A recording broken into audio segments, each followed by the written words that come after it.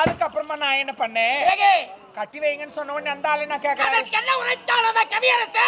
நீ யாரு? நீ உன் அப்பா ஒரு குடிகாரன், உன் அம்மா ஒரு குடிகாரி, உன் தம்பி ஒரு குடிகாரன், அப்படி இப்படி நம்ம அப்பா.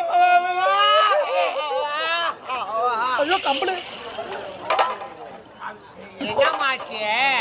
இல்ல ஃபீல் பண்ணான்னு சரி சரி. அக்கா, நம்ம அப்பா எப்போது தாய் தந்தையரே பிள்ளைகள் எதிரில் தரவகரவாக பேசினானோ, இனி அந்த தருதலை கவியரசு உடம்பில் உயிர் இருக்க கூடாது. எங்க இருக்கிறான் அவன்? உள்ள உட்கார்ந்து இருப்பான். போ வெட்டுவா. போ போ போ. அப்படியே போய் வெட்டிட்டான். போ போட்டல நான் ஜாயின் பண்ணினேன். இந்த பூவுக்கு பொட்டுக்கு மாங்கலத்துக்குத்தான் அந்த கவியரசு உயிரோடு இருக்கிறார். போடியா நான் ஜாயின் பண்ணினேன். வேணாம். சரி, என்னதான் வயசானவனா இருந்தா கூட ஒரு வீட்ல ஒரு வயசானவங்க கை வரல கால் வரலனா கூட ஒரு வீட்ல திண்ணல உட்கார்ந்து கூட இருக்கட்டும். கல்லானாலும் கணவன், புல்லானாலும் புருஷன் என்று நினைத்து வாழ்பவள்தான் குடும்பம். ஆமா, அதே புல்லுன்னு புல்லுலே போட்டுங்க போ.